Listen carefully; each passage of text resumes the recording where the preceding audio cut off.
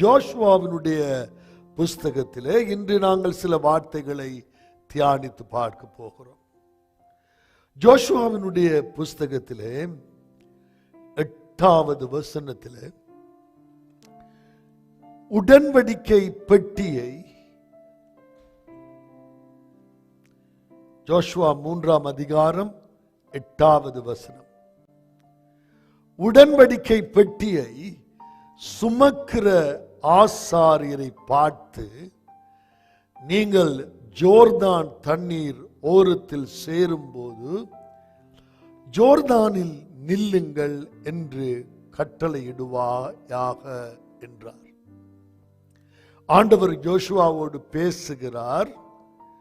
உடன்படிக்கை பெட்டியை சுமக்கிற ஆசாரியரை பார்த்து, நீங்கள் ஜோர்தான் தண்ணீர் ஓரத்தில் சேரும்போது ஜோர்தானில் நில்லுங்கள் என்று கட்டளையிடுவாயாக என்று ஜோஷுவாவுக்கு தேவன் சொன்னார்.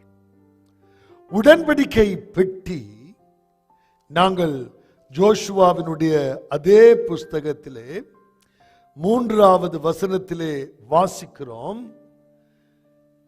ஜனங்களை நோக்கி, நீங்கள் உங்கள் தேவனாகிய கர்த்தருடைய உடன்படிக்கை பெட்டியை அதை சுமக்கிற லேவியராகிய ஆசாரியர்களையும் கண்டவுடனே நீங்களும் உங்கள் இடத்தை விட்டு பிரயாணப்பட்டு அதற்கு பின் செல்லுங்கள். உங்களுக்கும் அதற்கும் இடையே 2000 முழம் தூரமான இடம் இருக்க வேண்டும். நீங்கள் நடக்க வேண்டிய வழியை அறியும்படிக்கு அதற்கு சமீபமாய் வராதிருப்பீர்களாக. இதற்கு முன்னே நீங்கள் ஒருபோதும் இந்த வழியாய் நடந்து போகவில்லை என்று சொல்லி கட்டளையிட்டார்கள். ஒரு 1 கிலோமீட்டர் அல்லது அரை மைல் தூரத்திலே பின்னாக அந்த உடன்படிக்கை பெட்டிக்கு செல்லும்படியாக சொல்லப்பட்டார். உடன்படிக்கை பெட்டி யோர்தானின் கரையிலே நிற்கும்படியாக நீ கட்டளையிடுவாயா. அருமையான தேவ ஜனங்களே, மோசே தேவனோடு 40 நாட்கள் சஞ்சரித்துக் கொண்டிருக்கும் பொழுது தேவன் அக்கினியினால் அவனுக்கு 2 பலகைகளிலே 10 கட்டளைகளை எழுதி கொடுத்தார். அந்த 10 கட்டளைகளையும் அவன் உடைத்து போட்டான். ஏனென்றால் அவ்வளவு பெரிதான அற்புதங்களை இஸ்ரவேலுடைய தேவன் செய்தும் ஒரு 40 நாட்களுக்குள்ளே கன்று குட்டி ஒன்றை செய்து அவர்கள் அதை ஆராதிக்க ஆரம்பித்தார்கள். மோசே கோபம் அடைந்தான். அதை எரிந்த பொழுது அது பற்றி எரிய ஆரம்பித்தது. தேவ கோபம் ஜனங்களை அழித்தது. ஆனால் இன்னும் ஒரு 40 நாட்கள் மோசே தேவனோடு சஞ்சரித்துக் கொண்டிருந்தான். தேவனிடத்தில் அவன் கேட்டான், ஆண்டவரே, இந்த உலகம் எப்படி உண்டாயிற்று? தேவன் ஆதாமையும் ஏவாளையும் குறித்து பேசினார். எப்படி இந்த மனித இனம் விழுந்து போயிற்று? ஏன் இப்படி பாவங்கள் செய்தார்கள்? தேவன் அவனோடு பேசினார். ஆனால் ஆபிரகாம் என்கின்ற ஒரு மனிதனை குறித்தும் தேவன் பேசினார். அவன் உண்மையுள்ளவனாக இருந்தான். அவனோடு நான் ஒரு உடன்படிக்கையை செய்தேன். அவனுக்கு நான் வாக்கு தத்தங்களை கொடுத்தேன். அவன் உண்மை உள்ளவனாக இருந்தான். அவனுக்கு அந்த தேசத்தை கொடுப்பேன் என்று நான் சொன்னேன். அவன் சந்ததிக்கு கொடுப்பேன் என்று சொன்னேன். அதற்கு முன்பதாக நோவாவின் காலத்திலே பாவங்களின் நிமித்தமாய் ஒரு முறை இந்த உலகத்தை அழித்து போட்டேன். ஆனால் அவனை தன்னுடைய வாழ்க்கையிலே அவனுக்கு ஒரு அஷ்யூரன்ஸை கொடுக்கும்படியாக, இனிமேல் வெள்ளத்தினால் இந்த உலகத்தை அழிக்க மாட்டேன் என்று அவனோடு உடன்படிக்கை செய்து கொண்டேன். வானத்திலே வானவில்லை வைத்து இதை நான் காணும் பொழுது நான் அதை அழிக்க மாட்டேன் என்று சொன்னேன். இவ்விதமாக தேவன் மோசேயோடு பேசியவர் ஒரு உடன்படிக்கை பெட்டியை செய்யும்படியாக அவர்களுக்கு கட்டளையிட்டார். 10 கட்டளைகளை அங்கே அவர்கள் வைத்தார்கள். இன்ன விதமாய் செய்யப்பட வேண்டும், அது எவ்வளவு முக்கியமானது. அதுக்குள்ளே திறந்து பார்க்கிறவர்கள் மரித்தார்கள். தேவன் அந்த பரிசுத்த உடன்படிக்கை பெட்டியை ஏற்படுத்தி 10 கட்டளைகளையும் அங்கு வைத்து, ஆசாரியர்கள், பிரித்தெடுக்கப்பட்டவர்கள், தேவனுக்கு என்று ஊழியம் செய்கிறவர்கள் பரிசுத்தத்தோடு அதை எடுத்து செல்லும்படியாக தேவன் கட்டளையிட்டார். இதே உடன்படிக்கை பெட்டியை ஜோஷுவா சொல்லுகிறான், நீங்கள் ஜோர்தான் கரையிலே அதை கொண்டு போய் நிறுத்தும்படியாய் கட்டளையிடு. ஏன் தேவன் உடன்படிக்கை செய்ய வேண்டும்? இந்த பெரிய தெய்வம், சகலவற்றையும் உண்டாக்கின தேவன், மனிதனை உண்டாக்கின தேவன், மிருகங்களை உண்டாக்கின தேவன், ஜீவனை உண்டாக்கின தேவன், அவர்களுடைய அளவுக்கு வந்து ஏன் அவர் உடன்படிக்கை செய்ய வேண்டும்? அநேகந்தரம் மனிதர்கள் தேவன் யார் என்று அறியாதிருந்தார்கள். அவர் ஆவியான தேவன், அதர்சனமான தேவன். ஆனா மனிதர்களுக்கு அவர் எப்படிப்பட்டவர் என்று விளங்கவில்லை. அவர் என்ன நேரம் எப்படி செய்வார், என்ன நேரம் எப்படி இயங்குவார், அவருடைய விருப்பங்கள் என்ன, வெறுப்புகள் என்ன என்பதை மக்கள் அறியாதிருக்கும் பொழுது தேவன் அவர்கள் மீது வைத்த அன்பின் நிமித்தமாக, அவர்கள் மீது வைத்த பற்றுதலின் நிமித்தமாக நோவாவுக்கு சொன்னார், நான் இப்படி அழிக்க மாட்டேன், நீ இனிமேல் பயப்படக்கூடாது, நான் இந்த பூமியை இப்படி அழிக்கப் போவதில்லை, உனக்கு தெரியும் நான் ஏன் அதை அழித்தேன் என்று. தேவன் மோசேயோடு செய்து கொண்ட உடன்படிக்கை பெட்டி அங்கே ஜோர்தானுடைய கரையிலே நீக்க சொன்னார். தேவன் ஏன் உடன்படிக்கைகளை செய்கிறார் என்றால், மனிதர்களை அவர் எவ்வளவாய் நேசிக்கிறார், அவர் எதை எதிர்பார்க்கிறார், மனிதர்கள் எதை அவர் செய்ய வேண்டும் என்று விரும்புகிறார் என்று மனிதர்களுக்கு திட்டவட்டமாய் தெரிய வேண்டும் என்பதற்காக அவர் கீழே ஒரு படி இறங்கி வந்து அற்பமான அழிந்து போகிற மனிதர்களோடு அவர் உடன்படிக்கை செய்கிறார். அந்த மகா தெய்வம் அவர்களுக்கு ஒரு அஷ்யூரன்ஸை கொடுக்க விரும்புகிறார். நீங்கள் நினைப்பதை போல நான் ஒரு நெருப்பல்ல, நான் ஒரு காற்றல்ல, நான் ஒரு உயிரற்றவர் அல்ல, ஏதோ ஒரு இராட்டிக்காக இயங்குகிறவர் அல்ல, ஏதோ ஒரு சம்பந்தம் இல்லாமல் நடப்பவர் அல்ல. மனிதர்கள் காற்றை கண்டு பயந்தார்கள், நெருப்பை கண்டு பயந்தார்கள், உலகத்திலே இருக்கிற இயற்கைகளை கண்டு பயந்தார்கள். ஆனா தேவனை மனிதனை தன்னுடைய சாயலாக உண்டாக்கின தேவன் கீழே இறங்கி வந்து மனிதர்களோடு உடன்படிக்கை செய்கிறார். நான் இதைத்தான் எதிர்பார்க்கிறேன், நான் இப்படித்தான் நடப்பேன், இதைத்தான் நீ செய்வேன். நீ என்னை நம்பலாம்.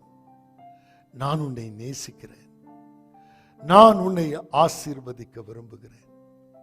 நாங்கள் பார்க்கிறோம் யாத்திராகமம் 24:8. அப்பொழுது மோசே இரத்தத்தை எடுத்து ஜனங்களின் மேல் தெளித்து இந்த வார்த்தைகள் யாவையும் குறித்து கர்த்தர் உங்களோட பண்ணின உடன்படிக்கையின் இரத்தம் இதுவே என்று சொன்னார். பிரியமானவர்களே, இந்த உலகத்திலே நாங்கள் எப்பொழுதுமே ஏதோ ஒரு காரியத்தில் எங்களுக்கு எக்ரீமெண்ட் செய்கிற உலகம்தான் இந்த உலகம். எங்களுக்கு எதை எடுத்தாலும் ஒரு எக்ரீமெண்ட் போடுற ஒரு உலகமா இது இருக்கிறது. கிரெடிட் கார்டுக்கு அப்ளை பண்ண பொழுது அமெரிக்கன் எக்ஸ்பிரஸ்ல எக்ரீமெண்ட் என்ற ஒரு பெரிய பேப்பர் வந்து இதை ஆக்டிவேட் பண்ணும் பொழுது இவைகளுக்கெல்லாம் நான் கீழ்ப்படிந்திருப்பேன். நான் உடனடியாக பே பண்ணாவிட்டால் இன்ட்ரெஸ்டை பே பண்ண வேண்டும். நீங்கள் மாதம் கட்டாவிட்டால் உங்களுடைய கிரெடிட் கார்டை பறிமுதல் செய்வோம். உங்களுடைய கிரெடிட் ரேட்டிங் பாழாக போகும். There was an agreement.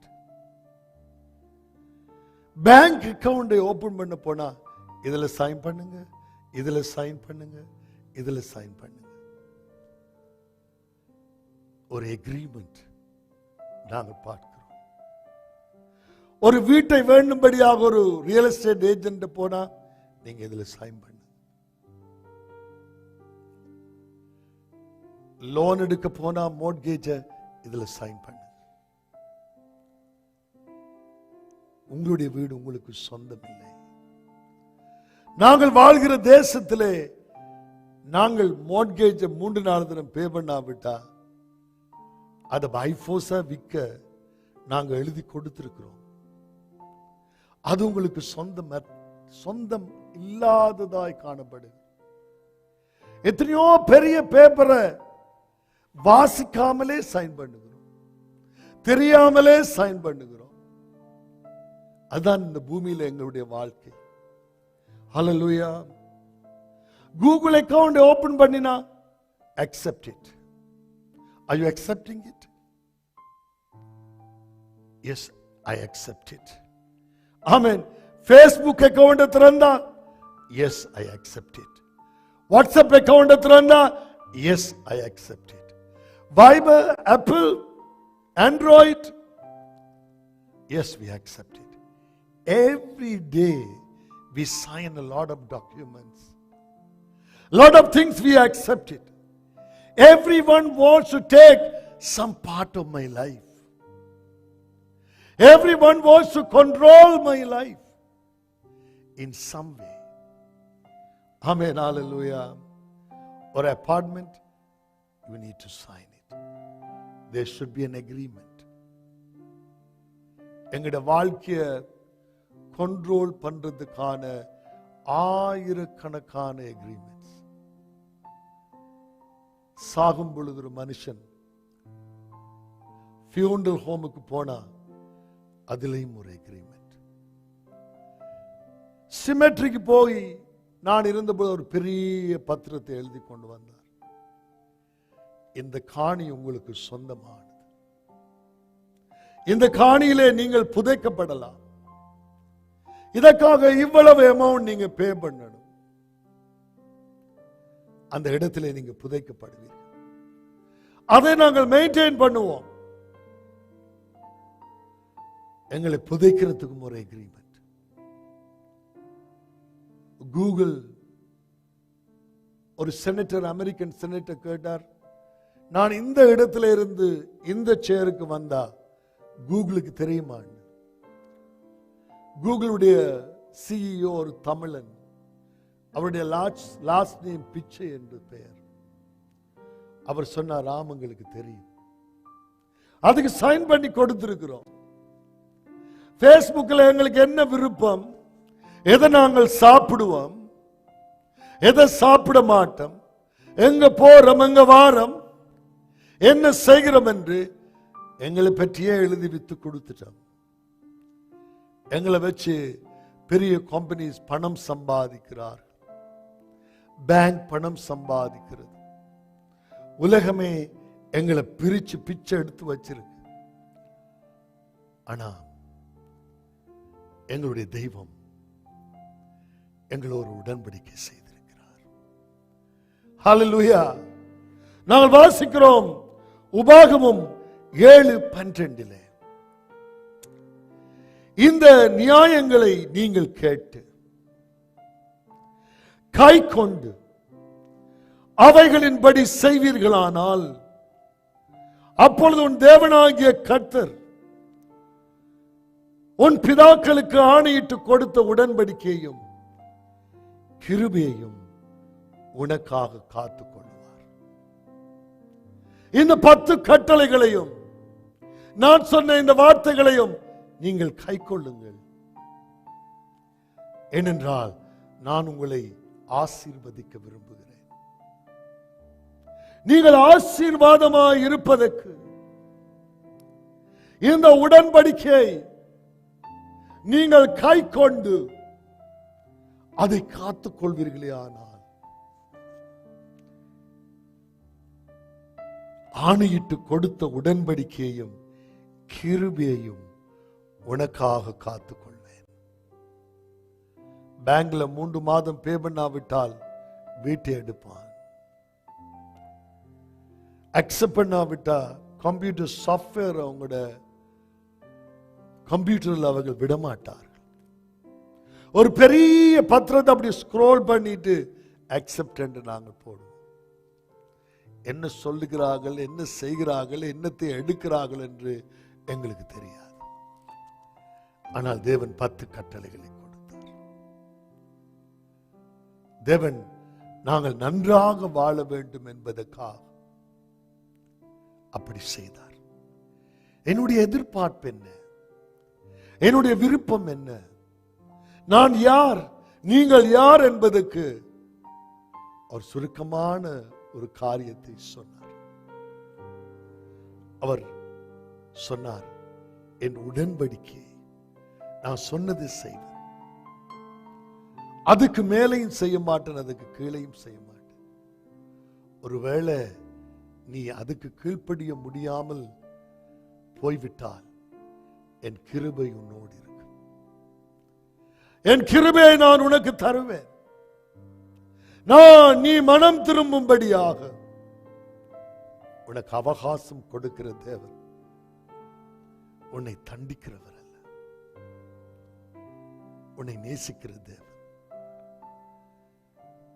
13வது வசனத்திலே உன்மேல் அன்பு வைத்து உன்னை ஆசீர்வதித்து உனக்கு கொடுப்பேன் என்று உன் பிதாக்களுக்கு ஆணையிட்டு கொடுத்த தேசத்திலே உன்னை பெருக பண்ணி உன் கற்ப கனியையும் உன் நிலத்தின் கனிகளாகிய உன் தானியத்தையும் உன் திராட்சை ரசத்தையும் உன் எண்ணெயையும் உன் மாடுகளின் பலனையும் உன் ஆட்டு மந்தைகளையும் ஆசீர்வதிப்பார். ஹல்லேலூயா. நான் உன்னோடு உடன்படிக்கை செய்வது எதற்காக என்றால் உன்மேல் அன்பு வைப்பதற்காக, நீ என்னை புரிந்து கொள்வதற்காக, நான் ஒரு நல்ல தேவன் என்பதை பற்றி நீ அறிந்து கொள்வதற்காக. நான் ஏதோ தண்டிக்கிறவர் என்றும் நான் ஏதோ அழிக்கிறவர் என்றும் தவறாக இந்த உலகம் பேசுகிறதே, அப்படி அல்ல. நான் உன்னை நேசிக்கிற கடவுள், உன்மேல் அன்பு வைத்து உன்னை நான் ஆசீர்வதிப்பேன். உன்னை நான் அழைத்து வருகிற தேசத்திலே நான் உன்னை ஆசீர்வதிக்க விரும்புகிறேன். நீ உன் தாய் தகப்பனை கனப்படுத்தும் பொழுது நான் உன்னை ஆசீர்வதிக்கிற தேவன். நீ அழைக்கப்பட்ட தேசத்திலே ஆசீர்வாதமாய் இருக்கும்படி தாய் தகப்பனை கனப்படுத்துவாயா? உன்னை பெற்றெடுத்தவர்களை கனப்படுத்துவாயா? உனக்கு பால் கொடுத்து வளர்த்தவர்களை கனப்படுத்துவாயா? ஆஸ்பத்திரியில நீ சின்ன வயதா இருக்கக்குள்ள தூக்கி கொண்டு ஓடினார்களே, உனக்கு முலைப்பால் கொடுத்து வளர்த்தாளே, உன் வேதனையிலே உன்னோடு கூட இருந்தாளே, உன் தகப்பன் உன்னை உழைத்து காப்பாற்றினார். அது நியாயமான ஒரு கேள்விதான். கனப்படுத்துவாயா? அது 10 கட்டளைகளிலே ஒன்று. உன்னை ஆசீர்வதிக்க விரும்புகிறேன். உன்னுடைய கைகளின் பிரயாசத்தை நான் ஆசீர்வதிக்க விரும்புகிறேன். உனக்கு கொடுப்பேன் என்று நான் ஆணையிட்ட தேசத்திலே உன்னை பெருக பண்ண வேண்டும். உன் சந்ததி பெருக வேண்டும். நீ பிள்ளைகளை பெற வேண்டும். உன் சந்ததி எல்லா சந்ததிகளிலும் மேன்மையாக இருக்க உன்னோடு நான் உன்னை உடன்படிக்கை செய்ய வேண்டும். இந்த உலகம் எங்களை பிச்சு புடுங்கி எல்லாவற்றிலும் எங்களை யூஸ் பண்ணி எங்களை விற்கிற ஒரு உலகமாயிருக்கிறது. ஆனா தேவனோ என்னை ஆசீர்வதிக்கிறவர். ஹல்லேலூயா. உன் கற்ப கனியையும் உன் நிலத்தின் கனிகளாகிய உன் தானியத்தையும் உன் திராட்சை ரசத்தையும் உன் எண்ணெயையும் உன் வாழ்க்கையை நான் ஆசீர்வதிக்க விரும்புகிறேன். ஆமென். ஹல்லேலூயா. நான் உடன்படிக்கையின் தெய்வம். 1 ராஜாக்கள் 8:23 இஸ்ரவேலின் தேவனாகிய கர்த்தாவே, மேலே வானத்திலும் 1 ராஜாக்கள் 8:23 இஸ்ரவேலின் தேவனாகிய கர்த்தாவே, மேலே வானத்திலும் கீழே பூமியிலும் உமக்கு ஒப்பான தேவன் இல்லை. உமக்கு ஒப்பான தேவன் இல்லை ஆண்டவரே. தங்கள் முழு இருதயத்தோடும் உமக்கு முன்பாக நடக்கிற உமது அடியாருக்கு உடன்படிக்கையும் கிருபையையும் காத்து வருகிறீர். முழு இருதயத்தோடு தேவனுக்கு உண்மையாக நடந்து, அங்க கட் பண்ணி இங்க கட் பண்ணி தங்களுக்கு ஏற்ற முறையில் தேவனுடைய வார்த்தைகளை புரட்டி தங்களுக்கு ஏற்ற மாதிரி எடுக்கிற ஜனங்கள் அல்ல. இது ஆண்டவருடைய வார்த்தைகள். இந்த வார்த்தைகளை நான் கனப்படுத்துவேன். என் முழு இருதயத்தோடும் அவரை தேடுவேன். என் முழு இருதயத்தோடும் நான் கீழ்ப்படிவேன். என் முழு இருதயத்தோடும் அவரை நான் நேசிப்பேன். அப்படி நீங்கள் இருக்கும் பொழுது அவர் உடன்படிக்கையை காக்கிறவர், உடன்படிக்கையை காக்கிற தெய்வம், கிருபையை எங்களுக்கு அளிக்கிற கர்த்தர். சாலமோன் சொன்னான், தேவரீர் என் தகப்பனாகிய தாவீது என்னும் உம்முடைய தாசனுக்கு செய்த வாக்கு தத்தத்தை உடன்படிக்கையை காத்தருளினீர். அதை உம்முடைய வாக்கினாலே சொன்னீர். அதை உம்முடைய வாக்கினாலே சொன்னீர். இந்நாளிலே இருக்கிறபடி உம்முடைய கரத்தினால் அதை நிறைவேற்றினீர். உம்முடைய கரத்தினால் வாக்கினால் சொன்னீர். இன்று அதை நிறைவேற்றினீர். அவர் உடன்படிக்கையின் தேவன். ஆமென். ஹல்லேலூயா. எங்களோடு உடன்படிக்கை செய்ததற்கு காரணம் அவரை தன்னை எப்படிப்பட்டவர் என்று வெளிப்படுத்த விரும்பினார். ஏதோ கண்ட நேரம் தண்டிக்கிற தேவன் அல்ல. ஏதோ கண்டதற்கெல்லாம் தண்டிக்கிற தேவனும் அல்ல. அவர் இரக்கமும் மனதுருக்கமும் நீடிய சாந்தமும் பொறுமையும் தீங்குக்கு மனஸ்தாபப்படுகிற மகா தகப்பன், சர்வ வல்லமை உள்ள தேவன். அவர் உடன்படிக்கையின் தேவன். அவர் சொன்னார், நான் உங்களை ஆசீர்வதிப்பேன், உங்கள் மீது அன்பு வைப்பேன். அவர் அந்த உடன்படிக்கை பெட்டியை செய்து அந்த உடன்படிக்கை பெட்டியை அவர்களுக்கு முன்பாக அனுப்பினார், அவளுக்கு ஞாபகமாக அனுப்பினார். நான் இதன்படி செய்கிற தேவன், நான் இதன்படி நிச்சயமாய் செய்வேன், நான் உன்னை ஆசீர்வதிக்கிற தேவன். ஆமென், ஹல்லேலூயா, ஆமென். யாத்திராகமம் 2:24 தேவன் அவர்கள் பெருமூச்சை கேட்டு தாம் ஆபிரகாமோடும் ஈசாக்கோடும் யாக்கோபோடும் செய்த உடன்படிக்கை நினைவு கூர்ந்தார். அவங்க ஜெபிக்கல, பெருமூச்சின் சத்தம். ஹல்லேலூயா, அவர்கள் பெருமூச்சு விட்டார்கள். ஆண்டவரே என்ன செய்வோம்? அவருடைய பெருமூச்சை கேட்கிற தெய்வம், அவர் உண்மையுள்ளவர். அவர் சொன்னார் 34:10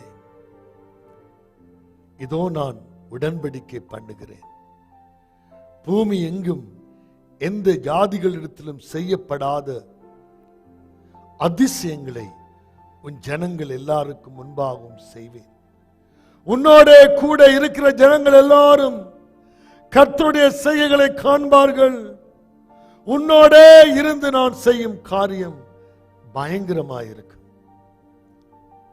நீ போய் சேருகிற தேசத்தில் குடிகளோடு உடன்படிக்கை பண்ணாதபடிக்கு எச்சரிக்கையாயிரு. பண்ணினால் அது நடுவில் கன்னியாய் இருக்கும் என்று சொன்னார். தேவன் சொன்னார், இந்த உலகத்தில் இருக்கிற எல்லா உடன்படிக்கைகளும் எங்களுக்கு கன்னியா தான் இருக்குது. ஆனா தேவன் எங்களுக்கு அதிசயங்களை செய்கிற தெய்வம். வாசிக்கிறோம், பின்பு ஜோஷுவா 10 ஜீவனுள்ள தேவன் உங்கள் நடுவே இருக்கிறார் என்பதையும், அவர் கானானியரையும் ஏத்தியரையும் ஏவியரையும் பெரிசியரையும் கிர்காசியரையும் எமோரியரையும் எபூசியரையும் உங்களுக்கு முன்பாய் துரத்தி விடுவார் என்பதையும் நீங்கள் அறிந்து கொள்வதற்கு அடையாளமாக சொன்னார். உடன்படிக்கையின் தேவன் மட்டுமல்ல, அந்த உடன்படிக்கையை நிறைவேற்றுவதற்காக உனக்காக அவர் செய்ய போகிற காரியங்கள். ஜோஷுவாவும் காலேபும் மற்ற 10 பேரும் போய் நெடியவர்களாய் கண்டார்கள், பெரியவர்களாய் கண்டார்கள். நாங்கள் போக மாட்டோம் என்று மறுத்தார்கள். அதனால் 40 வருடம் தேவன் அவர்களோடு கோபப்பட்டு அவள் எல்லாரும் மறிச்சு போக விட்டு விட்டார். இப்போ ஒரு யங் ஜெனரேஷன் 34, 35 வயது இளைஞர்கள் இஸ்ரவேலில் இருக்கிறார்கள். ஜோஷுவாவோடு தேவன் பேசுகிறார். நான் என்னை நீ நம்பலாம், நீங்கள் அங்கே ஐமிச்சப்பட்டதை போல அல்ல. நான் இந்த ஜனங்களை கலைத்து போடுவேன், இந்த துன்மார்க்கர்கள் வாழ மாட்டார்கள். உண்மையற்ற கல்லையும் மண்ணையும் ஆராதிக்கிற ஜனங்கள், அவங்களுக்கு நீங்கள் உடன்படிக்கை பண்ணாதபடி, நீங்கள் கன்னியாக, அது உங்களுக்கு ஒரு கன்னியாக மாறாதபடி கவனமாயிருங்கள். நான் அவர்களை கல்லைக்கிறதுக்கு அடையாளமா ஒன்று செய்ய போறேன்.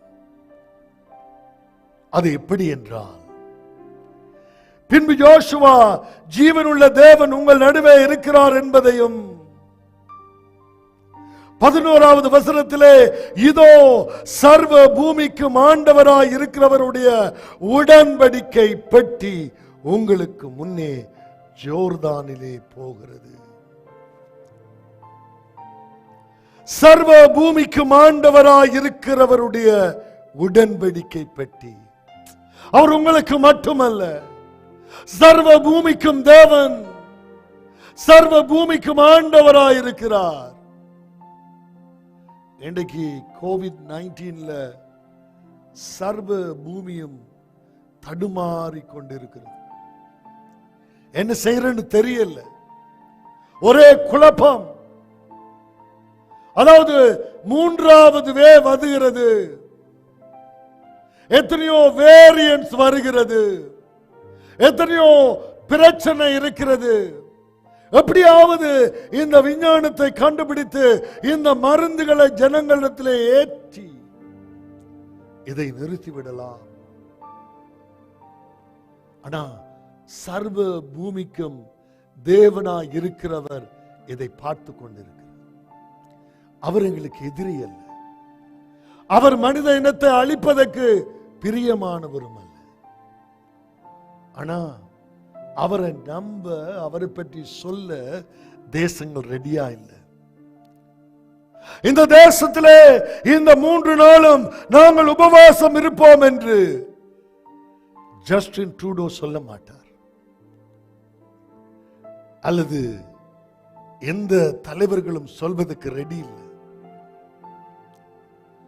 அவர்கள் எல்லாரும் தங்கள் கை பலத்தினால் இதற்கு ஒரு முடிவு கண்டுவிடலாம் என்று முயற்சி செய்கிறார்கள். தேவ பயம் இல்லை. சர்வ பூமிக்கும் ஆண்டவராய் இருக்கிற தெய்வம் உடன்படிக்கையின் தேவன். அவர் சொல்லுகிறார், நான் உன் எதிரிகளை, உனக்காக எதிராய் செயல்படுகிற எந்த சக்தியாக இருந்தாலும் நான் துரத்தி விடுவேன். நான் அதுக்கு ஒரு அடையாளமா காட்ட போறேன் ஒரு காரியத்தை. நான் சர்வ பூமிக்கும் ஆண்டவர். 13வது வசனத்திலே சம்பவிப்பது என்னவென்றால், சர்வ பூமிக்கும் ஆண்டவராகிய கர்த்தரின் பெட்டியை சுமக்கிற ஆசாரியர்களின் உள்ளம் கால்கள் ஜோர்தானின் தண்ணீரிலே பட்ட மாத்திரத்திலே மேலே இருந்து ஓடி வருகிற ஜோர்தானின் தண்ணீர் ஓடாமல் ஒரு குவியலாக நிற்கும் என்று சொன்னார். 15வது வசனத்திலே யோர்தான் அறுப்பு காலம் முழுவதும் கரை புரண்டு போய் பெட்டியை சுமக்கிற ஆசாரியர்களின் கால்கள் தண்ணீரின் ஓரத்திலே பட்டவுடனே மேலே இருந்து ஓடி வருகிற தண்ணீர் நின்றது என்று வாசிக்கிறோம். அதாவது அந்த உடன்படிக்கை பெட்டி, தேவனுடைய வார்த்தைகள், அதை சுமக்கிற ஆசாரியர்கள் இன்று இருக்கிறார்கள். தேவனுடைய வார்த்தைகளை சுமக்கிற ஆசாரியர்கள் அந்த யோர்தான் கரையிலே நின்ற பொழுது தேவ வல்லமை, உடன்படிக்கையின் வல்லமை, அவங்களுக்கு ஒரு வழியை சமைத்து கொடுக்கிற அந்த வல்லமை இறங்கிட்டு. இன்றைக்கும் ஆண்டவர் உடன்படிக்கையின் தேவனாகத்தான் இருக்கிறார். ஹல்லேலூயா. அங்கே அந்த தெய்வீக பிரசன்னம், அந்த ஆசாரியர்கள் அந்த தடையிலே நின்ற பொழுது, தடை செய்கிற ஜோர்தானிலே நின்ற பொழுது, அக்கறைக்கு போக முடியாதபடி தடை செய்கிற அந்த ஜோர்தான் கரையிலே நின்ற பொழுது அந்த தண்ணீர் ஒன்றும் செய்ய முடியவில்லை. ஒரு பெரிய மதில், ஒரு பெரிய தடை, ஒரு பெரிய டேம்பை கட்டியபடி போல ஒரு தெய்வீக பிரசன்னம், தேவ வல்லமை அங்கே இறங்கிட்டு. தேவனுடைய பிள்ளைகள், உடன்படிக்கையின் பிள்ளைகள், அழைக்கப்பட்டவர்களுக்காக தேவன் ஒரு காரியத்தை செய்து காட்டினார். உங்களை கொண்டு போய் சேர்க்க வேண்டிய இடத்துக்கு கொண்டு போகும் மட்டும் நான் உங்களோடு இருப்பேன். நான் உன்னை விட்டு விலகுவதும் இல்லை, நான் உன்னை கைவிடுவதும் இல்லை. மரித்தேன், ஆனால் சதா காலங்களிலும் உயிரோடு இருக்கிறது. உயிரோடு இருக்கிறது. எங்களை அழைத்த தெய்வம், எங்களை உருவாக்கின கர்த்தர், எங்களை தன்னுடைய ஜனங்களாய் சேர்த்து கொண்ட தெய்வம் இன்று எங்களோடு பேசுவதெல்லாம் நான் உடன்படிக்கையின் தேவன். ஆமென். அங்கே அந்த உடன்படிக்கை பற்றி தேவன் ஞாபகப்படுத்தினார். நான் உடன்படிக்கை செய்திருக்கிற தெய்வம். அது முன்பாய் சென்ற பொழுது எந்த காரியங்கள் எல்லாம் அவர்கள் போய் சேர முடியாதபடி தடையாயிருந்ததோ அவைகள் கீழ்ப்படிய ஆரம்பிக்கின்றது. இன்னைக்கு எங்கட வாழ்க்கையில நாங்கள் உண்மையா தேவனுக்கு இருக்கும் பொழுது, முழு இருதயத்தோடும் அவரை தேடும் பொழுது, COVID-19 அல்ல, இனிமேல் எப்படிப்பட்ட வாதைகள் வந்தாலும் அது உண்மையில் அணுகுவதில்லை. உன் இடது பக்கத்திலே 1000 பேரும் வலது பக்கத்திலே 10,000 பேரும் விழுந்தாலும் அது உன்னை அணுகாது. ஆனா தேவன் எதிர்பார்க்கிறதெல்லாம் உண்மை, கீழ்ப்படிவு, தேவன்ல வைக்கிற முழுமையான அன்பு, என்னை நேசிப்பதை போல பிறனை நேசிக்கிற இருதயம், உண்மையான தேவ அன்பு. உண்மையா என்னை நேசிக்கிறாயா, என்னை நேசிக்கிறாயா என்று சொல்லி அழைக்கும் தெய்வம் உடன்படிக்கையின் தேவன். அவர் ஜோர்தானை பிளந்தார். ஒரு பெரிய குவியலாக தண்ணீர் குவிய ஆரம்பிக்கிறது. எந்த ஒரு போர்ஸும் அதை அசைக்க முடியவில்லை.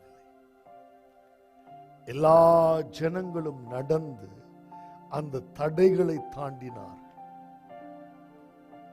எங்கே போவதற்காக? தேவன் வாக்குத்தத்தம் பண்ணின தேசத்துக்கு.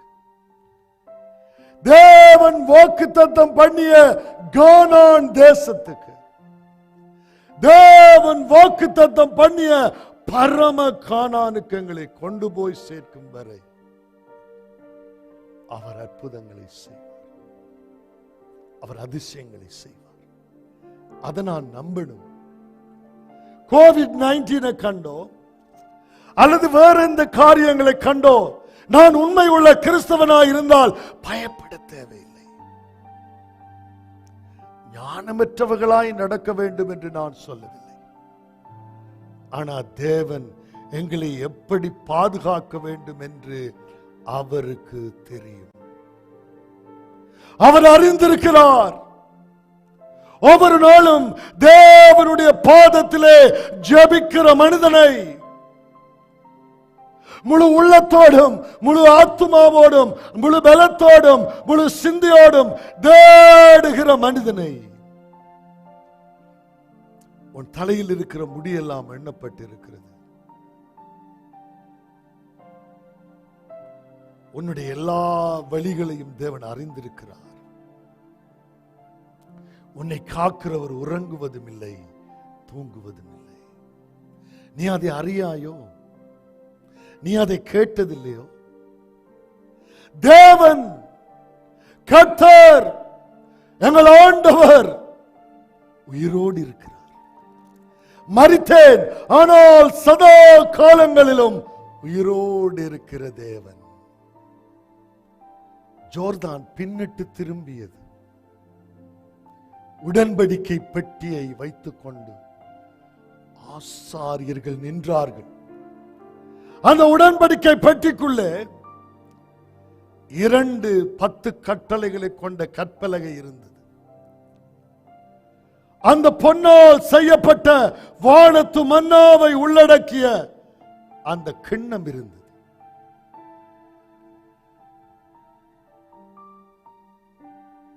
ஆரோனுடைய அந்த துளிக்கிற அந்த கோல் இருந்தது.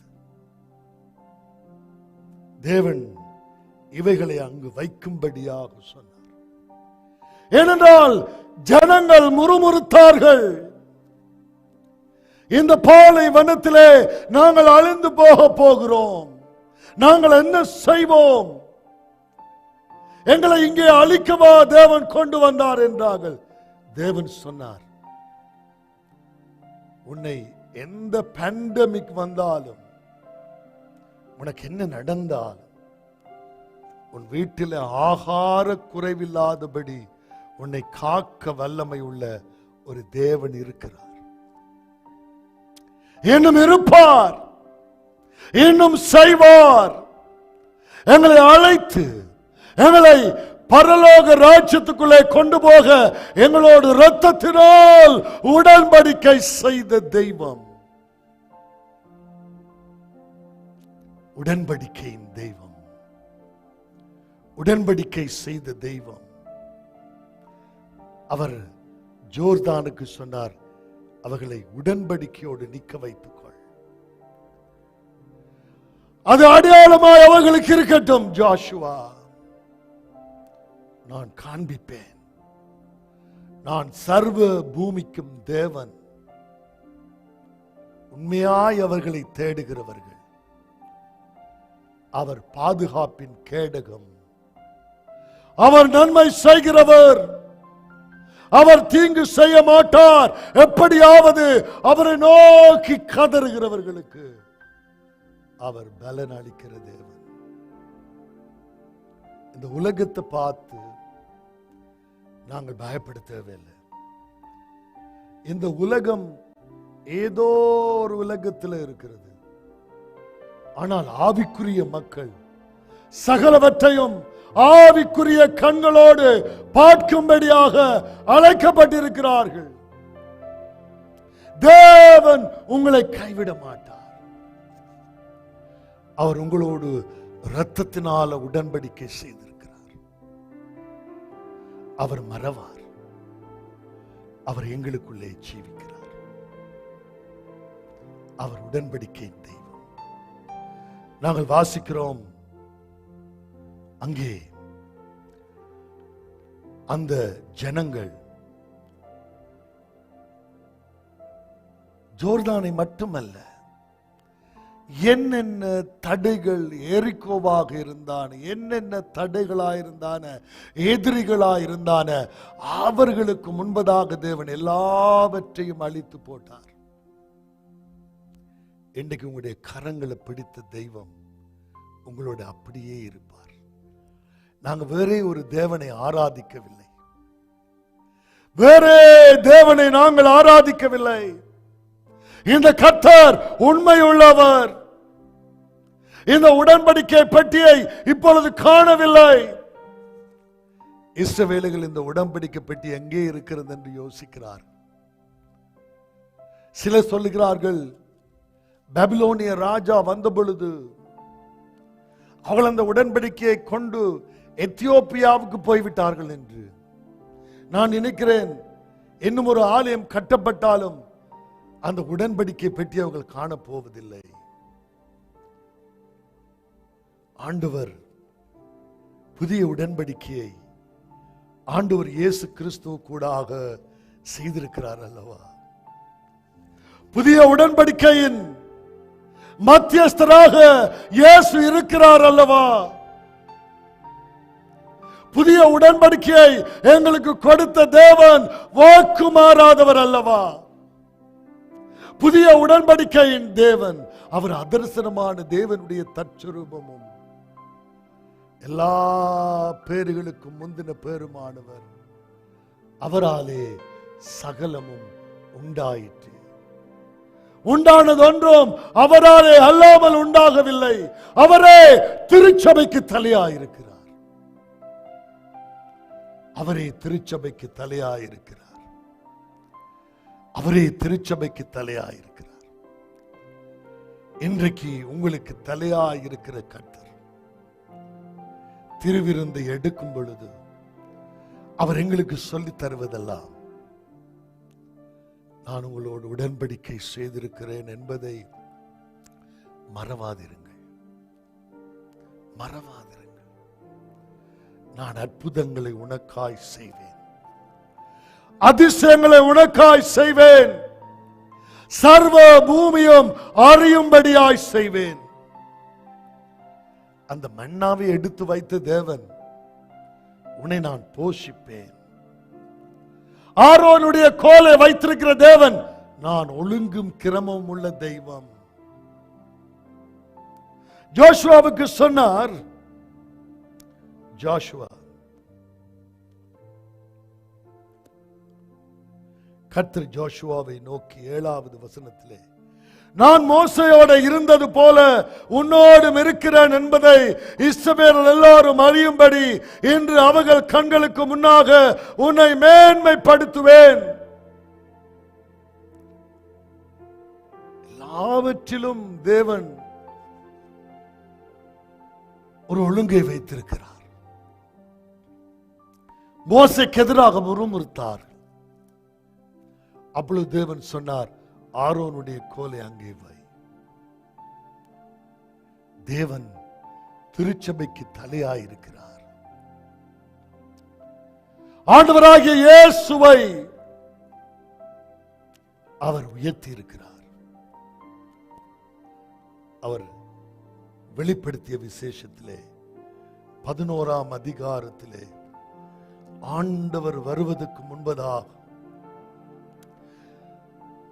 11ஆம் அதிகாரம் வெளிப்படுத்திய விசேஷம் 16வது வசனத்திலே, அப்பொழுது தேவனுக்கு முன்பாக தங்கள் சிங்காசனங்கள் மேல் உட்கார்ந்திருந்த 24 மூப்பர்கள் முகம் குப்புற விழுந்தார்கள். ஆண்டவர் இயேசுவுக்கு முன்பதாக 7வது ட்ரம்பெட் ஊதப்பட்டு விட்டது. தேவன் பூமிக்கு வரப்போகிறார். அவர் இந்த பூமியை ஆளுகை செய்ய வருகிறார். ஆமென், ஹல்லேலூயா. இருக்கிறவரும் இருந்தவரும் வருகிறவரும் ஆகிய சர்வ வல்லமை உள்ள கர்த்தராகிய தேவனே, இருந்தவரும் இருக்கின்றவரும் வருகிறவரும், ஆமென், சர்வ வல்லமை உள்ள கர்த்தராகிய தேவனே, உம்மை ஸ்தோத்தரிக்கிறோம். தேவரீர் உமது மகா வல்லமையை கொண்டு ராஜபாரம் பண்ணுகிறீர். ஜாதிகள் கோபித்தார்கள், அப்பொழுது உம்முடைய கோபம் மூண்டது.